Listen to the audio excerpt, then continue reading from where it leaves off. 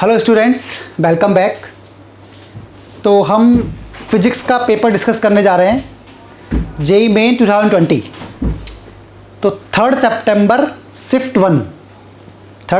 Shift one का physics के questions discuss करेंगे हम, क्वेश्चन नंबर 10 to 25। तो बच्चों जैसे क्वेश्चन नंबर 10 है, इसमें दो स्फीयर हैं S1 एंड S2। पहले स्फीयर की radius 2r/3 and second sphere की रेडियस है r/3। इनिशियली फर्स्ट स्फीयर पे चार्ज है +12 माइक्रोकूलम एंड सेकंड स्फीयर पे है -3 माइक्रोकूलम। उनको बहुत दूर प्लेस कर दिया और उसके बाद वो कंडक्टिंग वायर से कनेक्ट कर दिया। तो फाइनल चार्जेस हमसे पूछा है दोनों स्फीयर पे। ओके, तो बच्चों यहाँ पे ऐसे देखा जाए कि दो स्फीयर हैं। इनिशियली इस स्फीयर पे चार्ज था +12 माइक्रोकूलम और दूसरे स्फीयर पे चार्ज था -3 माइक्रोकूलम। पहले स्फीयर की रेडियस है 2r/3 और दूसरे स्फीयर की रेडियस है r/3 और इन दोनों को बहुत दूर रखा। बच्चों बहुत दूर रखने का मतलब है कि आपस में कोई इंडक्शन नहीं होना चाहिए। दूसरा, जब इसका पोटेंशियल लिखेंगे हम, तो जब इसका इलेक्ट्रिक फील्ड पोटेंशियल कुछ भी लिखेंगे तो दूसरे का इफेक्ट नहीं लेंगे हम। जब इसका पोटेंशियल लिख रहे हैं तो केवल खुद की वजह से लिखेंगे, इसकी वजह से यहाँ पे कोई हम इफेक्ट नहीं लेंगे। दूर रखने का मतलब यहाँ पे यही है। कंडक्टिंग वायर से कनेक्ट करने पे क्या होगा, अगर हम इन दोनों स्फीयर्स को कंडक्टिंग वायर से कनेक्ट कर देते हैं तो जैसा कि हम जानते हैं चार्ज फ्लो होगा from higher potential to lower potential, और चार्ज तब तक फ्लो होगा जब तक कि दोनों का पोटेंशियल सेम ना हो जाए। यानी कि फाइनली चार्ज रीडिस्ट्रीब्यूट हो जाएगा और दोनों स्फीयर्स का पोटेंशियल सेम हो जाएगा। तो जैसे बच्चों फाइनली अगर देखें यहाँ हम ऐसे बात करें कि फाइनल सिचुएशन, तो फाइनली इस पे चार्ज इनिशियली +12 था, इसमें -3 था, तो टोटल चार्ज कितना 9, 12 और -3, टोटल चार्ज 9। टोटल चार्ज तो सेम रहेगा, यहाँ से वहाँ जाए या वहाँ से यहाँ आए चार्ज, वो हम higher potential to lower potential देखेंगे, लेकिन टोटल चार्ज तो सेम रहेगा ना। यही तो कंजर्वेशन ऑफ चार्ज है। तो टोटल चार्ज तो 9 रहेगा। तो मान लेता हूँ कि फाइनली इस स्फीयर पे चार्ज आया x, फाइनल चार्ज, और इस पे आया 9 - x।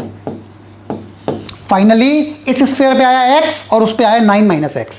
तो अब पोटेंशियल इक्वल करना है, क्योंकि हम जानते हैं चार्ज तब तक ट्रांसफर होगा जब तक कि पोटेंशियल सेम ना हो जाए। तो इसका पोटेंशियल क्या लिखोगे, एक स्फीयर का पोटेंशियल क्या होता है kq/r।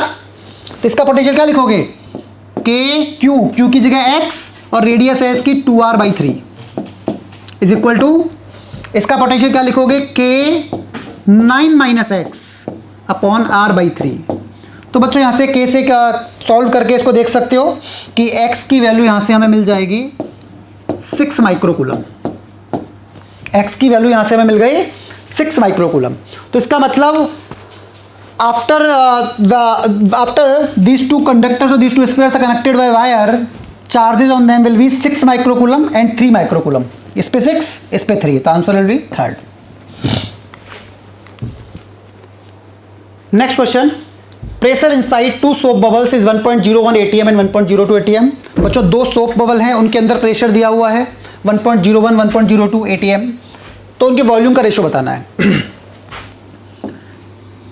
तो दो सोप बबल हैं, बाहर तो एटमॉस्फेयर है, तो बाहर का प्रेशर तो 1 atm हो गया, बाहर का प्रेशर हो गया 1 atm, सराउंडिंग का प्रेशर 1 atm। पहले वाले स्फीयर के अंदर प्रेशर है 1.01 atm और दूसरे वाले स्फीयर के अंदर प्रेशर है 1.02 atm। तो बच्चों यहाँ पे एक्सेस प्रेशर कितना हो गया, इसके अंदर कितना ज़्यादा है बाहर से, उसी को तो एक्सेस प्रेशर बोलते हैं हम। तो अगर यहाँ पे लिखा जाए excess pressure, P1 is the excess pressure inside this soap bubble, तो बाहर 1 अंदर 1.01, डिफरेंस कितना हो गया 0.01। This is the excess pressure inside first soap bubble and excess pressure inside soap bubble will inside the second soap bubble will be 0.02 atm। now बच्चों हम जानते हैं कि excess pressure का फॉर्मूला होता है inside for a soap bubble 40/r। अगर drop के लिए देखें तो 2T/r और अगर सोप बबल की बात करें तो 40/r। तो इंपॉर्टेंट चीज हमारे लिए कि excess pressure inversely proportional to r, excess pressure is inversely proportional to r। अच्छा, हमसे सवाल में क्या पूछा है, क्वेश्चन में पूछा है वॉल्यूम का ratio, find the ratio of volume. तो यानी कि V1/V2 पूछा है, वॉल्यूम का रेशो। अच्छा, वॉल्यूम क्या होता है 4/3 पाई r क्यूब, तो 4/3 पाई तो कट जाएगा, यानी R1 का क्यूब अपॉन R2 का क्यूब निकालना है। अब देखो बच्चों, सरफेस टेंशन तो कांस्टेंट है, वो तो सेमी मटेरियल है, सोप बबल है। एक्सिस प्रेशर रेडियस के इन्वर्सली प्रोपोर्शनल है, मतलब R1 अपॉन R2 क्या हो जाएगा, P2 upon P1। Axis pressure radius के इन्वर्सली प्रोपोर्शनल है, तो R1 अपॉन R2 क्या हो जाएगा, P2 बाई P1, यानी it can be written as P2 upon P1 raise to power 3। और यहां से देखें बच्चों, P2 P1 हमारे पास है 0.02 0.01, दैट मीन्स 0.02 अपॉन 0.01 का cube, and answer is 8 upon 1, यानी कि ratio is 8। Next question, a disc of mass 200 kg is rotating in horizontal plane with angular velocity 5 rpm, 5 revolution per minute about its central axis perpendicular to its plane. A man of mass 80 kg standing on the circumference moves to the center of disk. Find the new angular velocity. बच्चों initially एक disc है, इस disc पे एक person खड़ा हुआ है, disc का मास दिया हुआ है 200 kg, पर्सन का मास दिया हुआ है 80 kg, रेडियस r मान लेते हैं, और ये डिस्क अपनी सेंट्रल एक्सिस के अबाउट ओमेगा से घूम रही है हॉरिजॉन्टल प्लेन में, और ओमेगा दिया हुआ है 5 rpm। ये इनिशियल सिचुएशन है। फाइनली जो पर्सन है ये एक्सिस पर आ जाता है, मतलब सेंटर पे आ जाता है पर्सन। जब पर्सन सेंटर पे आ जाएगा तो क्या इसका मोमेंट ऑफ इनर्शिया चेंज हो जाएगा सिस्टम का? हाँ, डिस्क का मोमेंट ऑफ इनर्शिया तो सेम है, बट पर्सन जब सेंटर पे आ जाएगा तो पर्सन का मोमेंट ऑफ इनर्शिया चेंज हो जाएगा, तो सिस्टम का तो मोमेंट ऑफ इनर्शिया चेंज हो गया। लेकिन देखो नेट टॉर्क जीरो है। कैसे? फोर्स कौन सा लगेगा? mg नॉर्मल लग रहा है, कैंसिल कर दिया mg नॉर्मल। अच्छा, पर्सन जब वॉक करेगा डिस्क के ऊपर तो क्या फ्रिक्शन लगेगा? बिल्कुल लगेगा, but again friction will be equal and opposite. तो यहाँ पे देखा जाए हिंज पे फोर्सेस लगेंगे, मतलब एक्सिस पे जो हिंज है, डिस्क को हिंज किया हुआ है, फोर्सेस लगेंगे, बट टॉर्क तो जीरो होगा। तो net torque on the system is zero, और जब नेट टॉर्क जीरो होता है तो एंगुलर मोमेंटम कंजर्व होता है। जब net torque on the system zero होगा तो हम लिख सकते हैं एंगुलर मोमेंटम कंजर्व होगा, that means L initial is equal to L final. और एल क्या होता है? I omega. तो बच्चों इनिशियल आई लिखे पहले, इनिशियल आई। तो इनिशियल आई में एक तो डिस्क का आई होगा, डिस्क का आई कितना? हाफ एम आर स्क्वायर, तो हाफ एम, डिस्क का मास 200 आर स्क्वायर, ये तो हो गया डिस्क का आई, प्लस पर्सन का आई, पर्सन यहां से आर डिस्टेंस में है, पर्सन ले जाएगा पॉइंट मास, तो एम आर स्क्वायर यानी कि 80 आर स्क्वायर। ये हो गया moment of inertia in this case, और initially into omega 1, what is omega 1? 5 RPM, तो 5। अच्छा, इसको किसके इक्वल करेंगे हम? Final angular momentum.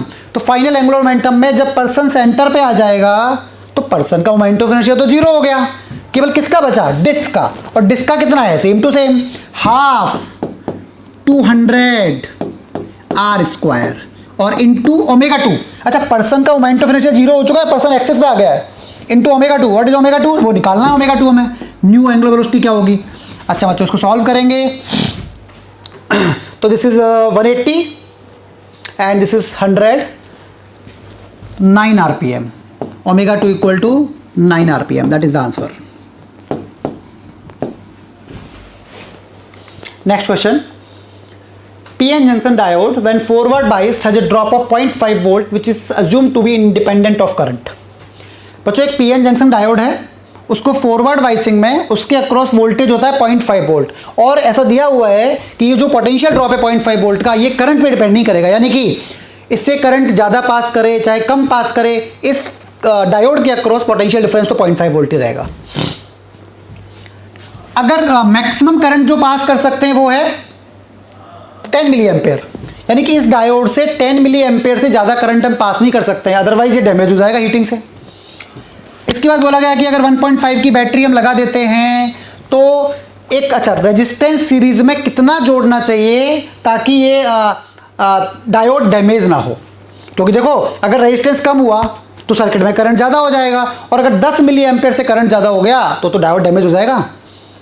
तो मतलब हमें रेजिस्टेंस कम से कम उतना तो लगाना पड़ेगा ताकि करंट 10 ही आए। हाँ, 10 से कम आएगा तो कोई दिक्कत नहीं है, पर 10 से ज़्यादा नहीं होना चाहिए। तो कम से कम रेजिस्टेंस के लिए करंट क्या मान लो? 10 मान लो, कि 10 से ज़्यादा नहीं होना चाहिए करंट, 10 से कम हो कोई प्रॉब्लम नहीं है। तो अपन ऐसा करते हैं, करंट 10 ही मान लेते हैं कि करंट 10 मिली एम्पेयर हो जाए। तो 10 मिली एम्पेयर करंट के लिए जो रेजिस्टेंस रिक्वायर्ड होगा ना, वो मिनिमम रेजिस्टेंस होगा। अगर उससे ज़्यादा रेजिस्टेंस ले लोगे तो करंट 10 से भी कम हो जाएगा, तो कोई दिक्कत नहीं है, ज़्यादा नहीं होना चाहिए 10 से बस। अब देखो 1.5 वोल्ट की बैटरी है, 4 वोल्ट वाइसिंग डायोड की, इसमें कितना ड्रॉप हो गया 0.5 वोल्ट का। तो 0.5 वोल्ट ड्रॉप तो यहाँ पे हो गया, इसमें कितना बचेगा 1 वोल्ट। 1.5 में से 0.5 यहाँ ड्रॉप हो गया, यहाँ कितना बचा 1 वोल्ट। तो रेजिस्टेंस के अक्रॉस जो पोटेंशियल ड्रॉप है वो है 1 वोल्ट का, यहाँ पे 1 वोल्ट का ड्रॉप हो रहा है। बच्चों करंट तो पता ही है हमें 10 मिली एम्पेयर, तो I इंटू आर बराबर वी, I इंटू आर बराबर वी। तो 10 milli ampere that means 10 into 10⁻³ ampere into resistance R that is equal to volt यानी कि 1। R बराबर सॉल्व करेंगे तो 100 ओम। तो मिनिमम इतना रेजिस्टेंस हमें लगाना पड़ेगा, इससे कम रेजिस्टेंस लगाया तो करंट की वैल्यू 10 मिली एम्पेयर से ज़्यादा आ जाएगी और ये डायोड डैमेज हो जाएगा। Next question, an elliptical ring with semi major axis A and semi minor axis B rotates our diameter with angular speed omega in uniform magnetic field B. Find the value of average power. तो बच्चों कुछ ऐसा case है कि एक ring है, मान लो यहाँ पे क्रॉस की फील्ड है, क्रॉस का मतलब into the plane of paper, ये मैग्नेटिक फील्ड है, यूनिफॉर्म मैग्नेटिक फील्ड है, हर जगह इसकी वैल्यू सेम है। ये रिंग अपनी डायमेट्रिकल एक्सिस के अबाउट ओमेगा से घूमती है, इस प्रकार घूम रही है ओमेगा से डायमेट्रिकल एक्सिस के अबाउट। सॉरी इलिप्टिकल रिंग है, इलिप्टिकल रिंग है, तो इलिप्टिकल रिंग की सेमी मेजर एक्सिस ए है और सेमी माइनर एक्सिस बी है, ए और बी ऐसे है। ओमेगा से घूम रही है, मैग्नेटिक फील्ड बी है, तो एवरेज पावर बतानी है, रेजिस्टेंस इसका आर लेना है, एवरेज पावर बतानी है। तो बच्चों एक चीज़ तो जैसे हम इसके बारे में जानते हैं कि अगर ऐसे घूमेगी तो मैग्नेटिक फील्ड और एरिया के बीच का एंगल चेंज होगा, थीटा चेंज होगा, थीटा चेंज होने से फ्लक्स चेंज होगा, फ्लक्स चेंज होने से ईएमएफ इंड्यूस होगा और ईएमएफ इंड्यूस होने से करंट आएगा और करंट आएगा तो इसमें पावर का लॉस होगा। तो भाई हमें बतानी है कि एवरेज पावर क्या है। तो बच्चों सबसे पहले तो हम बात करें कि किसी टी टाइम पे हम फ्लक्स लिखते हैं, जब ये थीटा एंगल बना रहा है, मान लो बी और ए के बीच एंगल थीटा है, तो उस समय पे फ्लक्स क्या होगा N B A cos theta, N B dot A होता है फ्लक्स, फ्लक्स होता है N B dot A, N is number of turn, B is magnetic field, A is area and theta is angle between B and A. तो flux हो गया N B A cos theta. अच्छा theta क्या होगा, T time में कितना angle घूमेगी omega T, T time में ये जो एलिप्टिकल रिंग है ये कितना एंगल घूमेगी ओमेगा टी। तो फ्लक्स हो जाएगा N B A cos omega t, that is flux. तो इंड्यूस्ड ईएमएफ क्या हो जाएगा minus d phi by d t, minus d phi by d t करोगे तो N A B omega sine omega t, that is induced EMF. अब अगर किसी time T पर ईएमएफ इतना है तो what will be the power in this elliptical ring, what will be the power. तो पावर होता है बच्चों B square by R, power क्या होती है वी स्क्वायर बाई आर। तो ये तो ईएमएफ हो गया, वी हो गया, ई स्क्वायर अपॉन आर मतलब रेजिस्टेंस। तो ये आ गई इंस्टेंटेनियस पावर। ये तो अगर किसी टाइम टी पे ईएमएफ ई है तो ये उस टाइम की पावर है, यानी कि दिस इज इंस्टेंटेनियस पावर। तो बच्चों यहाँ रख देते हैं ई स्क्वायर बाई आर, देखो N square A square B square omega square sine square omega T upon R. हमें चाहिए एवरेज पावर, हमें चाहिए एवरेज पावर, ये इंस्टेंटेनियस है, इसी का एवरेज निकालना है, इसी का तो एवरेज निकालना है हमें। तो यहाँ पे देखो N square A square B square omega square, भाई आर तो कांस्टेंट है बाहर आ गया, साइन स्क्वायर थीटा का एवरेज एक टाइम पीरियड के लिए क्या होता है हाफ। ये बहुत सिंपल सी चीज़ है जो बहुत ज़्यादा काम में आती है, तो याद भी होता है कि साइन स्क्वायर थीटा और कॉस स्क्वायर थीटा इनका एवरेज एक कंप्लीट टाइम पीरियड के लिए क्या होता है हाफ। तो एवरेज हो गया हाफ, यानी कि आंसर आ गया हमारा, this is the answer. Next question, an observer's line of sight is at P। बच्चों यहाँ पे ऑब्जर्वर है अभी और अंदर पहले कोई लिक्विड नहीं है। जब ये खाली था, जब ये कंटेनर खाली था तो पर्सन जब यहाँ से देख रहा था तो उसको ये पॉइंट दिख रहा था P पॉइंट, मतलब उसकी लाइन ऑफ साइट यहाँ तक थी, P पॉइंट तक थी। अब जब हमने इसके अंदर लिक्विड फिल कर दिया 30 सेंटीमीटर तक, हमने 30 सेंटीमीटर तक लिक्विड फिल कर दिया तो उसको ये बॉटम यानी कि यहाँ पे ये एज दिखने लगा। पर्सन को पहले तो ये पॉइंट दिख रहा था, पी के नीचे नहीं दिख रहा था, लेकिन अब उसको 30 सेंटीमीटर लिक्विड फिल करने के बाद उसको ये वाला पॉइंट भी दिख रहा है उसको, यानी कि यहाँ से निकलने वाली रे भी उसके पास पहुँच रही है। तो पूछा है कि म्यू कितना है, लिक्विड है, इसका रिफ्रैक्टिव इंडेक्स, इसका म्यू बताना है कि ये म्यू कितना है, और बाहर का रिफ्रैक्टिव इंडेक्स तो एयर है तो 1 है। तो बच्चों पहले तो ये समझते हैं हम कि पहले तो हमें ये वाला पॉइंट दिख रहा था, डायरेक्टली वाला पॉइंट दिख रहा था बस। तो एक बार थोड़ा सा हम डाटा को देखें, ढंग से समझें, एंगल्स को थोड़ा देखें। तो बच्चों ये साइड है 45 और यहाँ से 15 सेंटीमीटर ये पी पॉइंट है, तो ये कितना बचा 30 सेंटीमीटर। ये कितना हो गया 30 सेंटीमीटर। तो ये हाइट है 30, दिस इज 30। और बच्चों ये भी 30 है, तो ये भी 30 है, तो ये 30, ये 30, ये 30, ये 30, तो एंगल कितना हो गया 45। This angle is 45। बच्चों 30 30 दोनों बराबर है, ये मतलब कि 30 और 30 परपेंडिकुलर और बेस दोनों बराबर है, एंगल कितना हो गया 45। अच्छा ये एंगल 45 तो ये भी 45 होगा ऑब्वियसली। अब बच्चों देखें कि बाद में जब लिक्विड को फिल कर दिया, लिक्विड फिल करने के बाद इस पॉइंट से निकलने वाली रे भी पर्सन के पास पहुंच रही है, तभी तो पर्सन इस पॉइंट को देख पा रहा है। तो इसका मतलब यहां से इस पॉइंट से जो रे निकली है, ये रे रिफ्रैक्ट होने के बाद और यहां तक जा रही है, पर्सन की आंखों तक पहुंच रही है। तो बच्चों यहाँ पे ऐसा करते हैं कि एंगल देखते हैं एक बार कि अगर यहाँ से रे निकली तो ये एंगल आई हो गया, एंगल ऑफ इंसिडेंस नॉर्मल के साथ जो एंगल बनाया ये आई हो गया, और ये 45 डिग्री है, ये आर हो गया, ये एंगल आई हो गया और 45 डिग्री आर हो गया। और यहाँ पे लगाते हैं स्नेल्स लॉ। तो स्नेल्स लॉ लगाएंगे तो क्या आएगा, mu into sine I, mu into sine I is equal to 1 into sine R, R is 45 degree.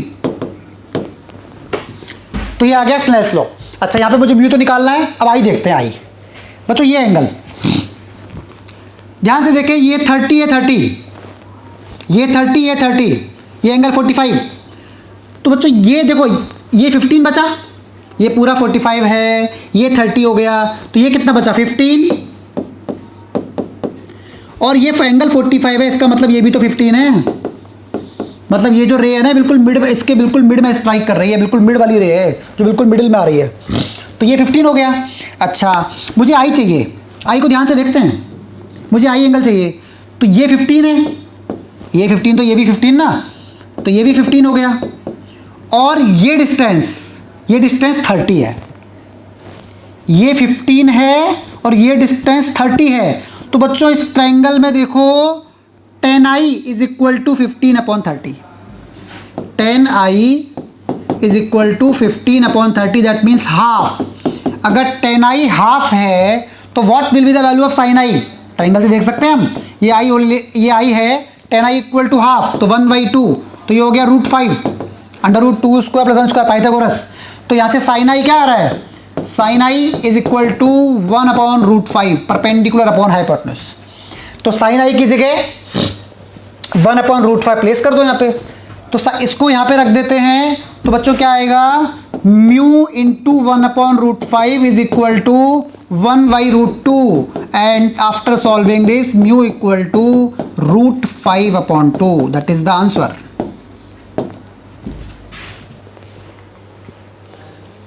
Screw gauge of pitch 0.1 centimetre and 50 division circular scale.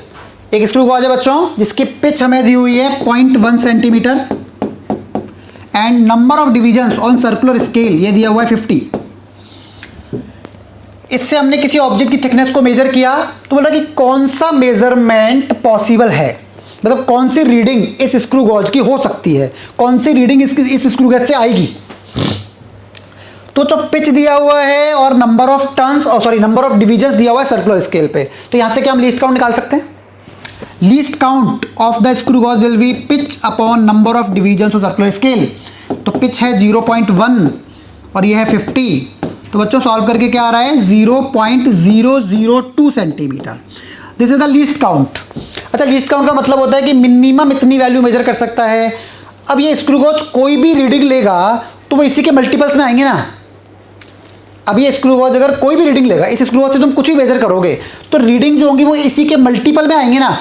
क्या बताओ मुझे, क्या 0.005 क्या इसको मेजर कर सकता है? नहीं, 0.002 के मल्टीपल्स ही मेजर कर पाएगा। 0.004, 0.006 इस प्रकार से मल्टीपल्स मेजर कर पाएगा। तो देखो इसमें ऑप्शन चेक करो, क्या 123 मेजर कर पाएगा? 0.123 नहीं, 124 यस, ये तो नहीं कर पाएगा। ये जो ऑड आ रहे हैं ये तो मेजर कर ही नहीं पाएगा, लास्ट में 2 आ रहा है यहाँ पे तो इवन चलेगा, मल्टीपल्स में इवन आएगा हमेशा, तो ऑड वाली जो डिजिट्स हैं मेजर कर ही नहीं पाएगा ये तो। नेक्स्ट क्वेश्चन बच्चों, ए बॉलिंग मशीन प्रोजेक्ट से ball of mass 0.15 kg in upward direction. एक मशीन है बॉलिंग मशीन, वो बॉल को बेसिकली ऊपर फेंकती है, बॉल का मास 0.15 kg। अच्छा, तो पहले क्या किया हमने यहाँ पे कि जैसे इस तरह से सिस्टम मान लो कि एक स्प्रिंग के टाइप का सिस्टम मान लेते हैं कि यहाँ से पहले हम बॉल को थोड़ा प्रेस करते हैं अंदर, यहाँ से हम बॉल को थोड़ा अंदर प्रेस करते हैं, कितना? 0.2 मीटर। तो 0.2 मीटर पहले हम उसको अंदर प्रेस करते हैं, वहाँ से रिलीज़ करते हैं, और रिलीज़ करने के बाद बॉल वापस यहाँ आएगी और उसका फिर ऊपर जाएगी। तो बॉल यहाँ से ऊपर जाएगी टोटल, और ये मैक्सिमम हाइट हो गई, मान लो यहाँ तक गई, यहाँ वेलोसिटी 0 हो गई। 20 मीटर हाइट अटेन किया है बॉल ने, तो मतलब कि इनिशियली पोजीशन ये थी, हमने यहाँ से डिस्प्लेस किया, ये इनिशियल थी, यहाँ से हमने इसको थोड़ा नीचे प्रेस किया, फिर छोड़ा, तो 0.2 मीटर प्रेस करके छोड़ा, और उसके बाद 20 मीटर हाइट तक ये गई है, 20 मीटर हाइट तक। ठीक है, फोर्स कितना लगाया बॉलिंग मशीन ने? तो बच्चों यहाँ पे जो फोर्स पूछा है ना, बेसिकली एवरेज फोर्स की बात कर रहा है वो, क्योंकि अगर जैसे मैं स्प्रिंग के टाइप का ही सिस्टम अगर मान लूँ तो ऐसा सोचो कि फोर्स तो वेरिएबल भी हो सकता है भाई, फोर्स तो वेरिएबल हो सकता है ना, यहाँ से यहाँ तो देखो फोर्स तो वेरिएबल हो सकता है, तो हम ऐसा माने कि एवरेज फोर्स निकालना है हमें। तो यहाँ से लेके यहाँ तक की बात करें, इनिशियल वेलोसिटी भी 0 है और फाइनल वेलोसिटी भी 0 है, तो हम सोच सकते हैं यार इनिशियल काइनेटिक एनर्जी 0, फाइनल भी 0, तो वर्क एनर्जी थ्योरम की बात करते हैं। वर्क एनर्जी थ्योरम क्या कहती है कि work done by all the forces equal to change in kinetic energy. किस किस फोर्स का वर्क है? एक mg का वर्क होगा, और एक जो फोर्स इस मशीन ने लगाया है उस फोर्स का वर्क होगा। तो दोनों फोर्स का वर्क मिला के that will be k2 minus k1 and that is 0, क्योंकि इनिशियल काइनेटिक एनर्जी भी 0 है, फाइनल भी 0 है। अच्छा बच्चों, mg का वर्क कितना हुआ? यहां से स्टार्ट करना, ये इनिशियल है, mg लग रहा है नीचे की तरफ, और ऊपर कितना डिस्प्लेसमेंट हो गया है? 20.2। यहाँ से देखें 20.2, और फोर्स नीचे, डिस्प्लेसमेंट ऊपर, तो वर्क नेगेटिव, तो माइनस mg इंटू 20.2। अच्छा, फोर्स लग रहा होगा ऊपर, जो बॉलिंग मशीन का फोर्स ऊपर लग रहा होगा F, लेकिन फोर्स केवल यहाँ तक लगेगा। जैसे ही यहाँ से वो कांटेक्ट छोड़ेगा उसके बाद मशीन का फोर्स नहीं लगेगा, मशीन का फोर्स तो केवल इतने रीजन में लगेगा, यानी कि 0.2 मीटर के लिए। तो मशीन का फोर्स क्या आएगा? F इंटू 0.2, ये आ गया मशीन का फोर्स, और टोटल कितना होना चाहिए? 0। तो बच्चों देखो, यहाँ से बॉल का मास दिया हुआ है 0.15 kg, यहाँ से वैल्यूज प्लेस करेंगे हम, G10 ले लो, सॉल्व करके F की वैल्यू आ जाएगी, and the value of will be 151.5 Newton.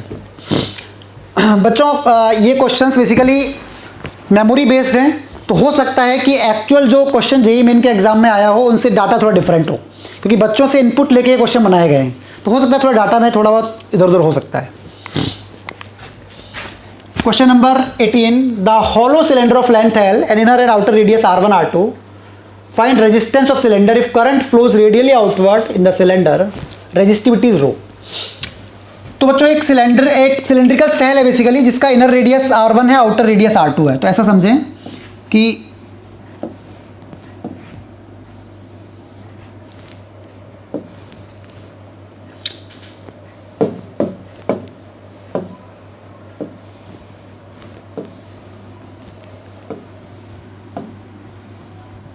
इस प्रकार का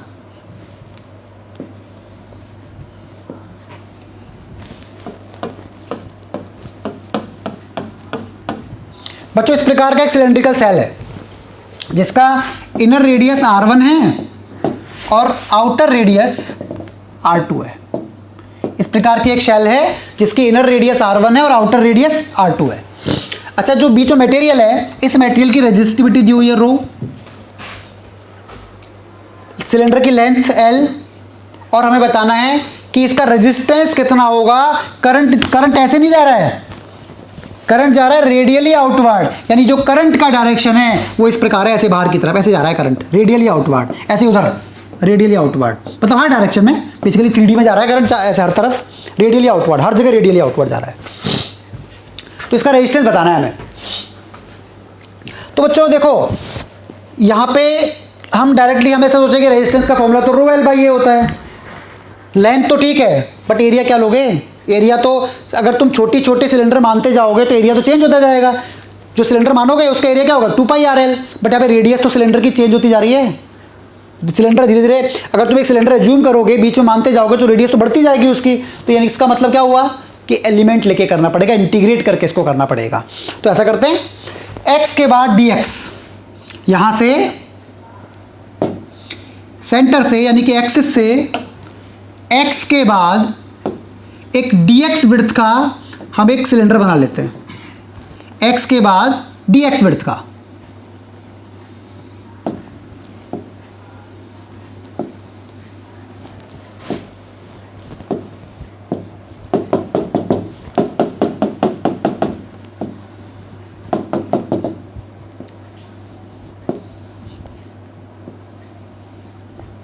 ये देखें बच्चों, तो x के बाद हमने ये dx विड्थ का एक सिलेंडर बना लिया, dx थिकनेस है इसकी, dx एक्सिस से x डिस्टेंस पे dx थिकनेस का एक सिलेंडर हमने ले लिया। ये जो एक एलिमेंट लिया है हमने, सिलेंड्रिकल एलिमेंट, इस एलिमेंट के लिए लेंथ तो dx हो गई, एरिया इसका 2πRL यानी कि 2πXL हो गया। तो इस छोटे से एलिमेंट का छोटा सा रेजिस्टेंस dr क्या लिखोगे? रो एल बाई ए होता है फॉर्मूला, रो एल बाई ए। तो रो लेंथ हो गई dx और एरिया हो गया 2πXL। तो ये बच्चों इस छोटे से एलिमेंट का हमारे पास रेजिस्टेंस आ गया। ये जो मैंने एक एलिमेंट माना है, बीच में सिलेंड्रिकल सेल मानी है मैंने छोटी सी, बिल्कुल स्मॉल थिकनेस की dx की, उसका रेजिस्टेंस आ गया रो dx अपॉन 2πXL। अब टोटल रेजिस्टेंस क्या लिखोगे? इसका इंटीग्रेशन, तो रो अपॉन 2πL तो बाहर आ जाएगा, इंटीग्रेशन dx अपॉन x, और x कहाँ से कहाँ वेरी कर रहा है? R1 से R2, R1 से R2। अच्छा बच्चों, हमने डायरेक्टली इसलिए जोड़ दिया क्योंकि ध्यान से देखो, ये सारे एलिमेंट सीरीज में होंगे, क्योंकि सीरीज में होगा तभी तो R equal to R1 plus R2 plus R3 ऐसा कर सकते हैं हम। अगर पैरेलल में होता तो 1 अपॉन dr करके ऐड करना पड़ता, लेकिन सारे सीरीज में होंगे। एक दूसरा एलिमेंट बनाओगे, यहाँ पे सेम करंट जा रहा है, तीसरा बनाओगे वही करंट आगे बढ़ रहा है, तो इसलिए सारे जो छोटे छोटे एलिमेंट लोगे वो सीरीज में होंगे, इसलिए डायरेक्टली जोड़ दिया।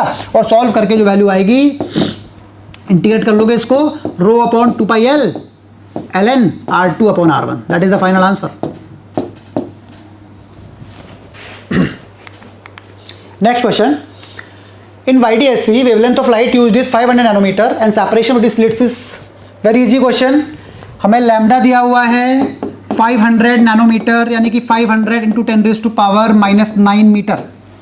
एंड बच्चों हमें d दिया हुआ है, सेपरेशन बिटवीन द स्लिट्स, तो d दिया हुआ है 0.05 millimetre 10⁻2 sorry -3, that means 5 into 10⁻⁻5 metre.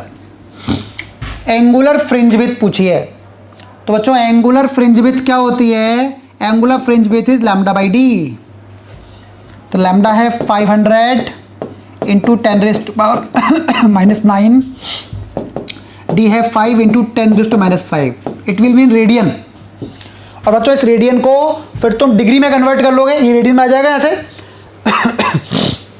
फिर रेडियन से कन्वर्ट करोगे डिग्री में, और डिग्री के लिए क्या करोगे? 180 अपॉन पाई से मल्टीप्लाई करोगे। यहाँ से वैल्यू क्या आ रही है? देखो ऐसा निकाल लेते, वैल्यू क्या आ रही है एक बार। तो ये 100 हो गया, और यहाँ पे 5 7 10⁻2 यानी कि 1/100 रेडियन। इसको डिग्री में कन्वर्ट करोगे, तो डिग्री में कन्वर्ट करने के लिए मल्टीप्लाई करेंगे 180 अपॉन पाई से, इतने डिग्री। देखो सॉल्व करोगे तो बच्चों आंसर आएगा 0.57 डिग्री। This is the answer.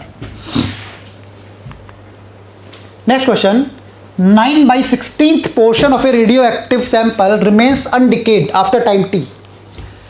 t time के बाद 9/16 पोर्शन बचता है, इतना पोर्शन बच गया जो अभी डिके नहीं हुआ है। तो t/2 टाइम के बाद कितना बचा होगा, या t/2 टाइम के बाद कितना अनडिकेड पोर्शन होगा?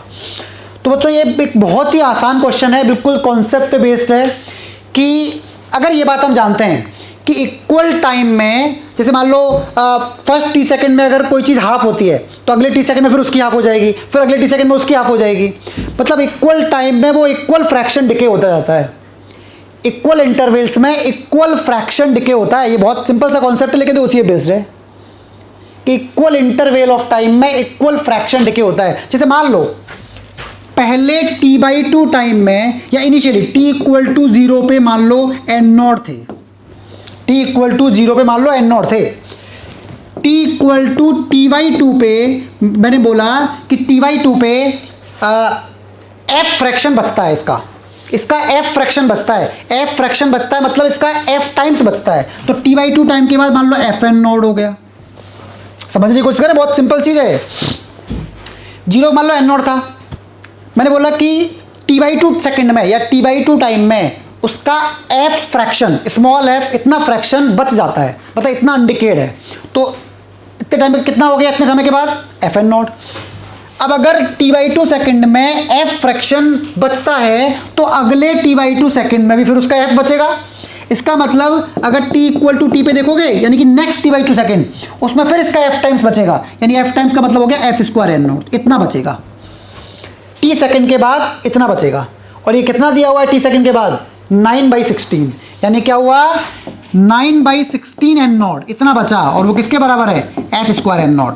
सॉल्व करोगे तो बच्चों f = 3/4। इसको चाहो तो तुम इक्वेशन लिख के भी कर सकते हो, n = n0 e⁻ λt लिख के दोनों वैल्यू रख के सॉल्व करके वहां से भी आ जाएगा। बट ये मैंने बहुत सिंपल कॉन्सेप्ट से जो बेसिक होता है उससे समझाया। Electromagnetic wave is given by b = 3 × 10⁻8 sin ky + ωt i cap. इस प्रकार के क्वेश्चन बच्चों लास्ट ईयर भी जेईई मेन में काफ़ी आए थे।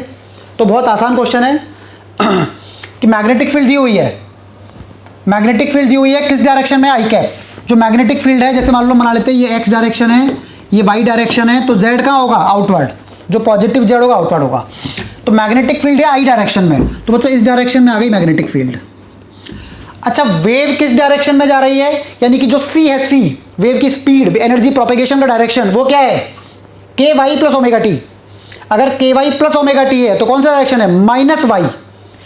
अगर बीच में नेगेटिव साइन होता ωt - ky या ky - ωt तो होता +y डायरेक्शन। लेकिन यहाँ पे ky + ωt है यानी वेव का डायरेक्शन हो गया नेगेटिव y, तो वेव जा रही है इस तरफ, यानी कि ये हो गया c का डायरेक्शन। वो मैग्नेटिक फील्ड का हो गया, c का हो गया। अब हमें निकाल लिया बच्चों इलेक्ट्रिक फील्ड। तो सबसे पहले तो हम P की वैल्यू निकाल लेते हैं। जो E0 होता है, E0 क्या, that is equal to C × B0। E0 = C × B0, simple formula. C कितना है, 3 × 10⁻8 एंड B0 इज 3 × 10⁻8, यानी कि आंसर होगा 9। E0 will be 9। तो E0 9 देखो 2 में है, तो तीसरा, थर्ड और फोर्थ तो नहीं होगा, 1 और 2 में से कुछ होगा, 9 है। अब डायरेक्शन देखते हैं। तो ये भी हम जानते हैं कि जो C होता है, C E × B की डायरेक्शन में होता है। जो प्रोपेगेशन का डायरेक्शन होता है वो E × B की डायरेक्शन में होता है। तो मुझे देखो C का डायरेक्शन पता है, B का डायरेक्शन पता है, तो E का निकालना है। तो कैसे देखोगे, अब जो E है ना, E वो होगा या तो +z में होगा -z में होगा, ये तो फिक्स है। E B परपेंडिकुलर, तो या तो +z में होगा -z में होगा। किधर होगा, अब प्लस कैसे देखोगे, मान लो मैं बाहर मान लेता हूँ, बाहर, तो B × E बिल्कुल सही बैठ रहा है। E मैंने बाहर मान लिया, तो B × E ये आ रहा है C की डायरेक्शन, मतलब सही है, E बाहर की तरफ है। बाहर और बाहर कौन सा है तुम्हारा, +j। बाहर कौन सा है यहाँ पे, +j। सॉरी E × B देखना है, E × B। तो E मैंने बाहर मान लिया, तो E × B, E × B ये कहाँ जाएगा, +y जा रहा है बेसिकली, लेकिन मुझे तो नीचे चाहिए। E × B should be parallel to C। E बाहर की तरफ मान लिया मैंने, तो नहीं आ रहा है वहां से, तो अंदर की तरफ मानो। तो E को अंदर की तरफ मानता हूं, E × B अब सही बैठ रहा है। E अंदर × B C की डायरेक्शन में, यानी कि E है अंदर की तरफ, यानी कि -k। तो डायरेक्शन होगा -k, that means this is the answer. बाकी तो सेम ही है, 9 हमने निकाल लिया, E0 sin ky + ωt और -k। Energy of electron in its nth orbit is given as En = -13.6/n² × z²। ये तो फॉर्मूला हम जानते हैं एनर्जी का। Consider a hydrogen atom, amount of energy needed to transfer electron from first orbit to third orbit. तो बच्चों hydrogen का Z1 हो गया, सबसे पहले तो Z1 हो गया। फर्स्ट और थर्ड की बात करनी है तो पहले फर्स्ट ऑर्बिट में एनर्जी निकाल लो। फर्स्ट ऑर्बिट में एनर्जी निकालोगे तो क्या आएगी, -13.6, n = 1 रख दिया। अब थर्ड ऑर्बिट में एनर्जी निकाल लो, थर्ड में निकालोगे तो -13.6/9, ये कितना आएगा, -1.5 इलेक्ट्रॉन वोल्ट। तो बच्चों इनका जो डिफरेंस होगा वही तो सप्लाई करना पड़ेगा हमें एक्स्ट्रा, इनका जो डिफरेंस होगा उतनी एनर्जी देनी पड़ेगी। तो आंसर क्या आएगा, जो डिफरेंस होगा कितना, E2 - E1, ये जो डिफरेंस होगा वही एनर्जी में सप्लाई करनी पड़ेगी, and that is what, approximately 12.1 electron volt, 12.09। An external pressure P is applied on a cube at 273 Kelvin, hence it compresses equally from all sides। बच्चों एक क्यूब है, उस पर हमने हर तरफ से प्रेशर अप्लाई किया और वो बराबर कंप्रेस हुआ हर तरफ से। Alpha is the coefficient of linear expansion and K is the bulk modulus to bring the cube to original size. अब बच्चों उसको जैसे पहले हमने प्रेशर अप्लाई किया तो वो कंप्रेस हो गया हर तरफ से, अब उसको वापस ओरिजिनल साइज पे लेके आना है, तो हमने उसको हीट किया। तो बोल रहा है कि अब देखो करना क्या है बेसिकली, कि जितना प्रेशर लगाने से कंप्रेशन हुआ उतना ही वापस एक्सपेंशन हो जाए, हीटिंग करने से तो बराबर हो जाएगा, वो अपने ओरिजिनल साइज पे आ जाएगा। तो पहले फोर्स लगाने से या प्रेशर अप्लाई करने से कितना कंप्रेशन होगा, हम जानते हैं कि bulk modulus is equal to minus delta minus P, bulk modulus equal to -P upon delta V/V। जैसे bulk modulus equal to -P upon delta V/V। तो बच्चों अब यहां पे हम देखें तो कितना कंप्रेशन हुआ यहां पे, डेल्टा V/V, यानी कि कितना फ्रैक्शनल चेंज हुआ वॉल्यूम में। अगर मैग्नीट्यूड की बात करें, डिक्रीज हो रहा है, यहां पे डिक्रीज हो रहा है ऐसा करने से, तो हम तो केवल मैग्नीट्यूड की बात कर लेते हैं। तो कितना डिक्रीज हुआ, P/V, डेल्टा V/V बराबर P/V। तो जो इतना बेसिकली जब हमने फोर्स अप्लाई किया, हमने प्रेशर अप्लाई किया तो हर तरफ से कंप्रेस हुआ, इतना कंप्रेशन हुआ उसमें, ये फ्रैक्शनल चेंज इन वॉल्यूम है, ठीक है। अब जब उसको हीट करोगे तो हीट करने से एक्सपेंशन होता है, हम जानते हैं थर्मल एक्सपेंशन, वो क्या होता है, delta V is equal to V gamma delta T। तो बच्चों जब एक्सपेंड करोगे हीटिंग से तो वहां पे डेल्टा V/V क्या आएगा, गामा की जगह मैं 3α रख देता हूं, gamma is volume expansion, this is linear expansion, तो 3α डेल्टा T। तो बच्चों जितना चेंज यहाँ पे हुआ उतना ही फ्रैक्शनल चेंज यहाँ भी हो जाए, अगर जितना घटा उतना यहाँ बढ़ जाएगा तो बात बराबर हो गई। तो ऐसा करते हैं, P/B is equal to 3α delta T, और हमसे यहाँ पे क्या पूछा गया है कि कितना टेम्परेचर बढ़ाना पड़ेगा, कितना टेम्परेचर चेंज करना पड़ेगा। तो delta T should be equal to P upon 3αB। B bulk modulus यहाँ पे K लिया हुआ है, यानी कि दिस इज द आंसर। तो नेक्स्ट क्वेश्चन बच्चों 24, in the series LCR circuit as shown figure, due to heat developed in T second temperature of resistance increase by 10। तो जो LCR सर्किट है, resistance 4, inductive reactance 7, capacity 4 ohm, EMF दिया हुआ है, मतलब कि जो AC सोर्स है उसका वोल्टेज दिया हुआ है। बोल रहा है कि करंट पास होगा, यहाँ पे करंट पास होने से रजिस्टर में हीट आएगी, वो हीट आने की वजह से उसका टेम्परेचर 10 डिग्री सेल्सियस इंक्रीज हो जाता है T सेकंड में, और हीट कैपेसिटी दी हुई है 100 जूल पर सेकंड। तो पहले तो ये देखो कि हीट कैपेसिटी 100 जूल पर डिग्री सेल्सियस है और टेम्परेचर 10 डिग्री सेल्सियस का चेंज हो रहा है। हीट कैपेसिटी का मतलब क्या होता है कि 1 डिग्री सेल्सियस टेम्परेचर बढ़ाने के लिए कितनी हीट चाहिए, तो 1 डिग्री सेल्सियस हीट टेम्परेचर बढ़ाने के लिए हीट चाहिए 100 जूल, तो 10 के लिए कितनी चाहिएगी, 1000, यानी कि टोटल हीट तो बेसिकली 1000 जूल आई है। टोटल हीट 1000 जूल प्रोड्यूस हुई है रजिस्टर के अंदर। अब AC सर्किट में हीट होती कितनी है, IRMS square into RT, IRMS square into RT heat होती है, जैसे 100 जूल, यही 1000 जूल ये दिया हुआ है, IRMS स्क्वायर इंटू RT। अब IRMS निकालना पहले, तो बच्चों RXL XC दिया हुआ है, पहले Z निकालोगे, इम्पीडेंस क्या आएगा, √R² plus XL minus XC का स्क्वायर। XL दिया हुआ है 7, ये 4, तो 3 का स्क्वायर 4 का स्क्वायर, आंसर आ जाएगा 5 ओम। Z आ गया 5 ओम। तो I0 क्या आएगा, V0 बाई Z, V0 कितना है 25, Z कितना है 5, तो ये 5 आ गया, 5 एम्पेयर। तो IRMS क्या आ जाएगा, I0 by √2, I not by root 2 का मतलब हो गया 5/√2। तो बच्चों इसको वहाँ प्लेस कर देते हैं। 5/√2 तो आ जाएगा 25/2 इंटू आर है 4 into T is equal to 1000। Solve करेंगे तो बच्चों टी विल बी 20 सेकेंड। तो बहुत ही आसान question. Next, a body is thrown, this is thrown vertically upwards, which graph represents the variation of velocity with respect to time. एक particle को हमने ऊपर थ्रो किया है, जैसे मान लो ये ग्राउंड, यहां से एक पार्टिकल को हमने ऊपर थ्रो किया है, किसी यू से थ्रो किया होगा, एक्सेलरेशन नीचे होगा इसका जी।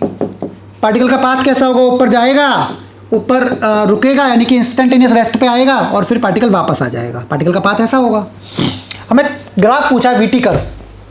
तो बच्चों ऊपर वाले डायरेक्शन को पॉजिटिव मान लिया हमने, तो हम इनिशियल वेलोसिटी लिखेंगे प्लस यू, एक्सीलरेशन लिखेंगे माइनस जी। इक्वेशन होती है v बराबर u प्लस ए टी। किसी टाइम टी पे वेलोसिटी की बात करें तो v बराबर u plus A T. v तो निकालना है, v इक्वेशन बनानी है। u प्लस हो गया, a की जगह माइनस जी। तो बच्चों ये कर्व आ रहा है, v वेलोसिटी और टाइम का ये रिलेशन आ रहा है हमारे पास। स्ट्रेट लाइन है जिसका y इंटरसेप्ट पॉजिटिव है और स्लोप है माइनस जी। स्लोप है माइनस जी, स्लोप नेगेटिव है। तो देखो कौन सा ग्राफ है, एक बिल्कुल स्ट्रेट लाइन है, कहीं कुछ चेंज नहीं होगा, स्लोप बिल्कुल चेंज नहीं होगा, स्लोप कांस्टेंट है। तो स्ट्रेट लाइन वो तो एक ही में, वैसे एक ही ऑप्शन है ऐसा जहाँ पे स्ट्रेट लाइन बन रही है। यहाँ पे स्लोप चेंज हो जा रहा है, यहाँ भी चेंज हो रहा है, यहाँ भी चेंज हो रहा है। ये तो ग्राफ हो ही नहीं सकता। एक ही समय पे पार्टिकल की दो वेलोसिटी पॉसिबल नहीं है। तो ऐसे देख के बिल्कुल सिंपल सवाल अगेन। तो बच्चों ये हमने 25 क्वेश्चन यानी कि 3 सितंबर शिफ्ट 1 का फिजिक्स का पेपर डिस्कस किया था। काफ़ी आसान पेपर था, मोस्टली क्वेश्चन आसान ही थे। Okay, thank you.